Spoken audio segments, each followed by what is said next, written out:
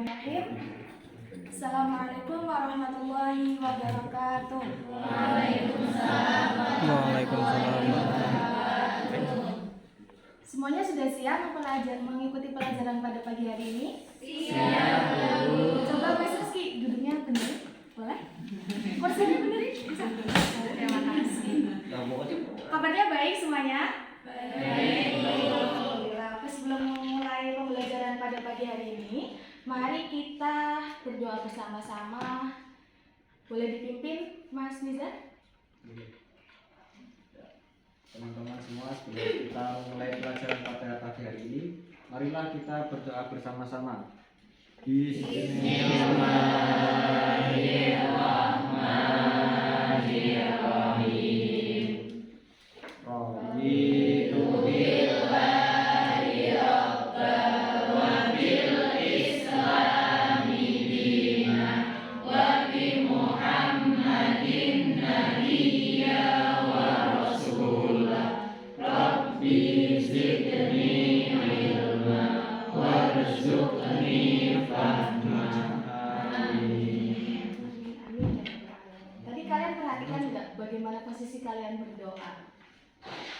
Tangannya diangkat nggak? Diangkat. Jangan lupa ya, kalau berdoa tangannya diangkat. Karena ketika berdoa kita sedang apa sih? Sedang meminta. Kalau meminta yang sopan ya, tangannya diangkat dengan halus, dengan khusyuk, ditutup dengan amin. Oke. Ibu akan absen dulu. Yang pertama ada Mas Nizar Al-Bahar, Mas Bisman Horolana, Mbak Risma, Adina. Alhamdulillah. Oke. Hadir semua pada pagi hari ini. Sebelum kita mulai pembelajaran ini, Ibu mau tanya, kalian sehari-hari baca Al-Quran enggak? Alhamdulillah. Siapa yang 1 bulan bisa hatam? Bisa inap. Masya Allah. Ada di sini yang Mas Rizky. Satu minggu ini. Satu minggu hatam. Banyak berkah ya pastinya pada rajin baca Al-Quran. Nah, ketika kalian membaca Al-Quran, salah satu hal yang perlu diperhatikan selain bagaimana hukum-hukum bacaannya, juga bagaimana adab kalian ketika membaca Al-Quran. Nah, pagi hari ini kita akan mempelajari mengenai adab dalam membaca Al-Quran. Coba dari kalian, ada yang mau mendefinisikan pengertian Al-Quran menurut kalian? Coba Mas Azrul. Coba, mana nggak kelihatan Mas Azrul di belakang. Mas Azrul, menurut Mas Azrul ini Al-Quran itu apa sih? Al-Quran adalah kitab suci yang diturunkan oleh Allah melalui malaikat Jibril kepada Nabi Muhammad untuk umatnya. Masya Allah. Kelihatan madrasahnya rajin ya. Oke. Nah, Ibu akan sedikit mengulas sebelum kita masuk mengenai adab. Ibu akan sedikit mengulas mengenai pengertian Al-Quran. Nah, secara bahasa, Al-Quran ini berasal dari bahasa Arab. Dari kata apa? Dari kata qara'a yaqra'u. Coba bareng-bareng ikutin. Qara'a yaqra'u. Oke. Qara'a yaqra'u ini punya makna bacaan atau yang dibaca. Itu makna dari qara'a yaqra'u. Nah, secara istilah Al-Quran ini seperti yang dijelaskan oleh Mas Azrul tadi, Al-Quran adalah wahyu Allah yang diturunkan kepada siapa? Kepada Nabi Muhammad SAW. Melalui siapa? Melalui malaikat Jibril. Nah, kenapa sih diturunkan? Diturunkan itu sebagai petunjuk. Untuk siapa? Untuk seluruh umat manusia. Itu pengertian secara istilah. Nah, ternyata ada pengertian tambahan nih secara syariat. Secara syariat, Al-Quran ini adalah kalamullah yang diturunkan kepada Rasulnya dan sebagai penutup para nabi. Siapa beliau? Beliau adalah Nabi Muhammad Sallallahu Alaihi Wasallam. Nah, secara syariat, Al-Quran ini diawali dengan surat Al-Fatihah. Kalian berapa kali sehari membaca surat Al-Fatihah? Minimal 5 kali lebih. banyak ya, yang setelah setiap kita melaksanakan sholat fardu pasti kita baca surat Al-Fatihah. Nah, ternyata Al-Quran ini dimulai dengan surat Al-Fatihah dan diakhiri dengan surat An-Nas. Surat Qul, selain Qul Husi paling populer, surat Qul A'udzu Birabbin Nas. Nah, selanjutnya nih setelah pengertian, kita akan mempelajari mengenai pengertian membaca Al-Quran. Ternyata pengertian membaca Al-Quran ini bisa dibagi menjadi dua. Yang pertama secara lafalnya, yang kedua secara hukumnya. Apa sih membaca Al-Quran secara lafal? Membaca Al-Quran secara lafal ini disebut dengan tilawah lafzi. Maknanya apa? Maknanya membaca Al-Quran dari segi lafal-lafalnya. Ketika kita membaca Al-Quran sesuai tajwidnya, sesuai hukum-hukumnya, makharijul hurufnya, itu berarti kita membaca Al-Quran berdasarkan lafal-lafalnya. Nah, yang kedua, tilawah hukmihi. Tilawah hukmihi ini membaca Al-Quran dari segi hukum-hukumnya. Ketika kita membaca Al-Quran, misalkan baca surat Kulhu. Nah, ketika kita lihat nih maknanya apa, artinya apa, hukum-hukumnya apa, mengandung apa, nah itu kita berarti membaca Al-Quran secara hukmihi. Nah, selanjutnya, sebagai umat Islam, kita itu memiliki beberapa kewajiban terhadap Al-Quran. Yang pertama adalah kewajiban beriman. Kewajiban beriman ini bisa dimaknai dengan kita beriman bahwa Al-Quran itu adalah wahyu Allah. Kita beriman bahwa Al-Quran itu diturunkan kepada Nabi Muhammad. Melalui siapa? Melalui malaikat Jibril. Nah, kita juga beriman mengenai segala sesuatu yang ada dalam Al-Quran. Itu makna kita beriman terhadap Al-Quran. Dalilnya apa? Dalilnya ada pada Quran surat Yunus ayat 57. Coba Mbak Risma dibaca. Minta tolong. Kelihatan? Nggak kelihatan. Pakai kacamata boleh?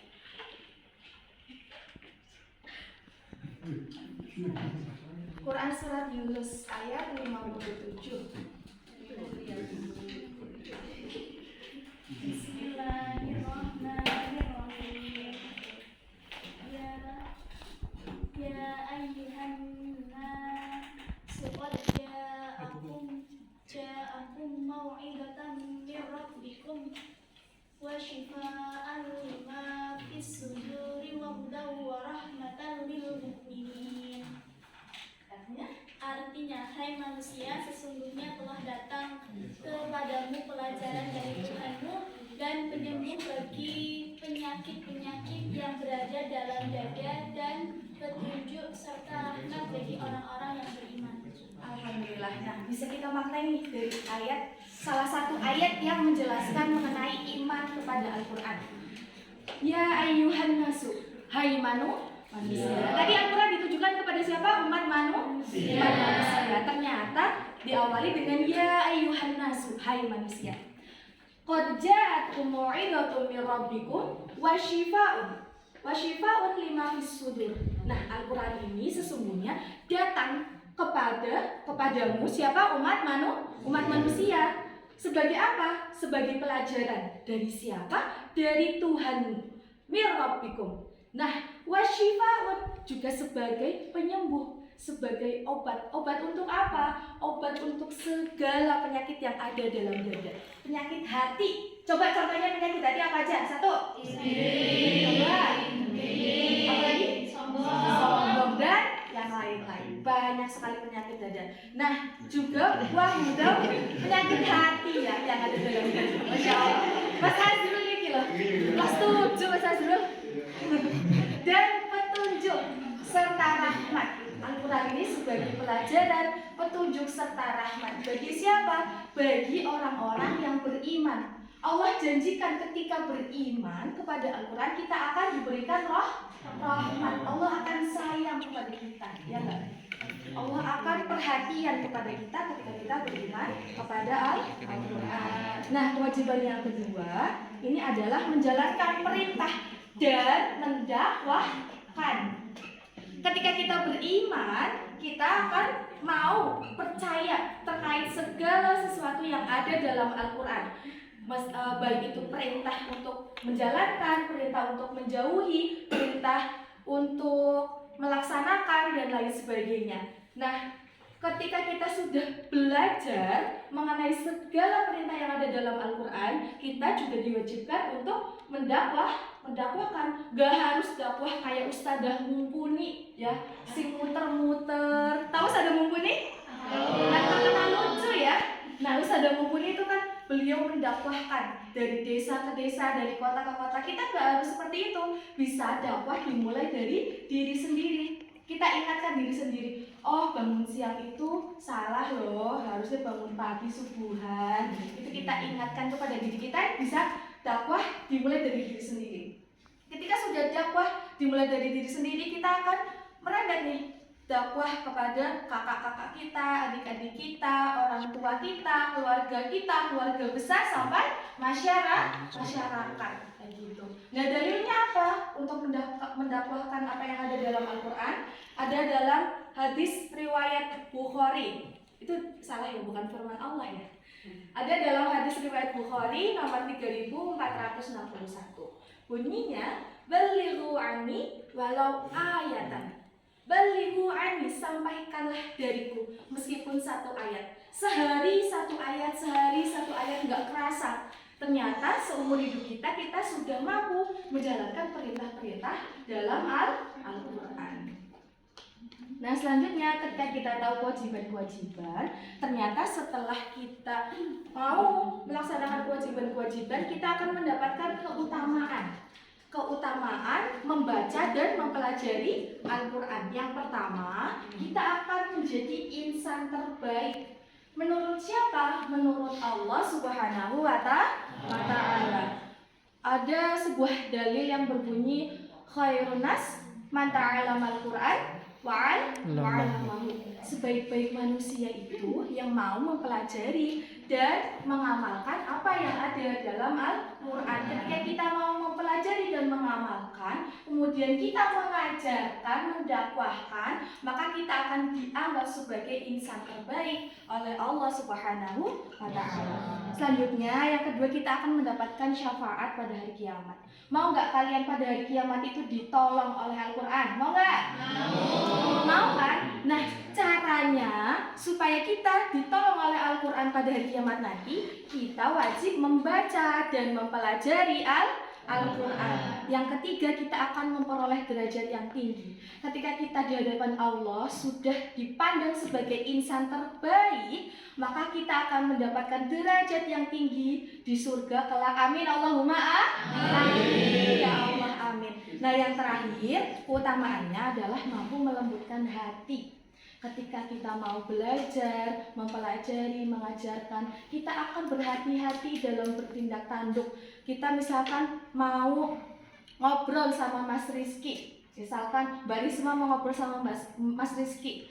Ada nih dalam Al-Quran, ternyata laki-laki dan perempuan itu harus ada jarak. Nah, kita akan lebih berhati-hati. Itu akan melembutkan hati kita. Semakin ingat, semakin berhati-hati, maka itu akan membersihkan hati kita. Nah, selanjutnya ketika kita sudah mau mendapatkan keutamaan, maka cara untuk mendapatkan keutamaan, kita perlu mengamalkan adab-adab dalam membaca Al-Quran. Adab yang pertama adalah niat. Niat apa maksudnya? Niat ikhlas. Ikhlas untuk mendapatkan ridho Allah Subhanahu wa Ta'ala. Bukan niat untuk misalkan aku ngaji, misalkan Mas Nizar senang sama Mbak Risma, aku mau ngaji sing batok ben Mbak Risma krungu. Gak boleh ya kayak gitu niatnya ya. Gak boleh. Harus benar niat, ya Allah aku ngaji supaya aku dapat ridho Allah Subhanahu wa Ta'ala. Nah, yang kedua itu harus khusyuk, tenang dan sopan. Ketika kita membaca Al-Quran, kita harus khusyuk, lenggah, sing apik, sing tata gitu ya. Nah, tenang, kita juga harus tenang membaca Al-Quran. Misalkan lagi gerusa-gerusu mikiri PR ya, PR buat besok, aduh PR dari Pak Hasan itu belum dikerjain loh. Nah, kita lagi pikirin kayak gitu, kemudian kita membaca Al-Quran, kita nggak tenang. Kita harus tenangkan dulu, ya Allah, aku mau baca Al-Quran, aku niat untuk mendapatkan ridho Allah Subhanahu wa Ta'ala. Kita akan tenang, khusyuk dan sopan ya. sopan. Nah, yang ketiga itu suci. Suci apa saja? Suci diri, tempat, dan pakaian. Ketika kita mau baca Al-Quran, lebih baik kita berwudu terlebih dahulu. Diri kita itu harus suci, tempatnya juga suci. Baca Al-Quran juga kita harus lihat, ih ada najis, aku pindah, minggir yang bersih. Nah, tempat-tempat suci yang dianjurkan untuk membaca Al-Quran misalnya masjid, musola, majelis dakwah, dan tempat-tempat suci lainnya. Kemudian kita juga harus menjaga pakaian kita. Pakaiannya harus bersih terhindar dari najis, baik najis kecil maupun najis besar. Yang keempat, kita perlu menghadap kiblat. Misalkan kita mau ngobrol sama orang tua kita harus ngadepkan orang tua kita di depan kita menghadapi, kita melihat. Nah itu ketika kita membaca Al-Quran kita begitu, kita membaca kalam-kalam Allah, kita anggap kita sedang ngobrol sama Allah, kita berhadapan dengan Allah, maka kita perlu menghadap kiblat. Yang kelima, membaca ta'awud. Yang keenam, membaca basmalah.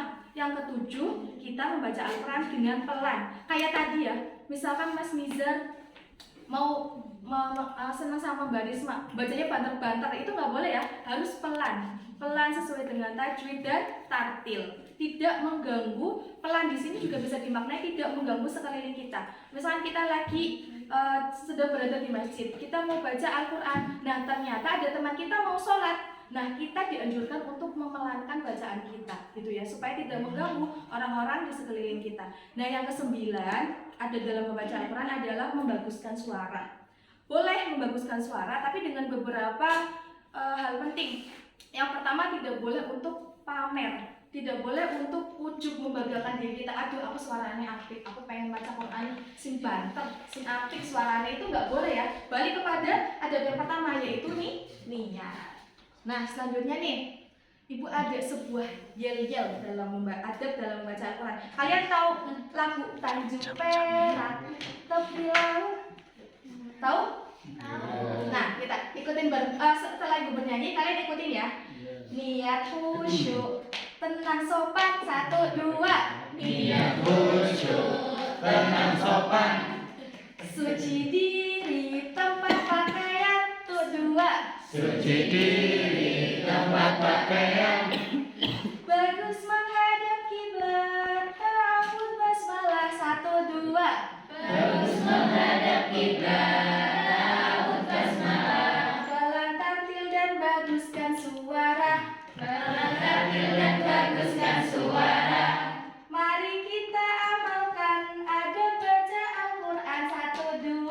Mari kita amalkan adab baca Al-Quran. Semoga dapat ridho Allah Ta'ala. Amin, 1, 2. Semoga dapat ridha Allah Ta'ala. Amin. Nah, tahu ya nadanya, kita nyanyi sekali nih bareng-bareng. 1, 2, 3. Niat khusyuk, tenang sopan, suci diri, tempat pakaian, bagus menghadap kiblat, ta'awud basmalah, Dan baguskan suara. mari kita amalkan adab baca Al-Quran. Semoga dapat ridho Allah Ta'ala. Amin. Amin. Oke, alhamdulillah kita sudah mempelajari dimulai dari pengertian Al-Quran sampai akhir. Nah, ada sebuah makhudat yang berbunyi adabul mar'i khairun min dhahabihi. Adab seseorang itu lebih baik atau lebih berharga daripada emasnya. Penting sekali ya mengenai adab. Nah, oke, terima kasih. Mungkin pada hari ini kita free PR ya. Senang gak senang? Senang, oke. Alhamdulillah sudah kita selesai mempelajari pada pagi hari ini. Jangan lupa dihafalkan yel-yelnya dan diamalkan. Oke, terima kasih. Assalamualaikum warahmatullahi wabarakatuh. Waalaikumsalam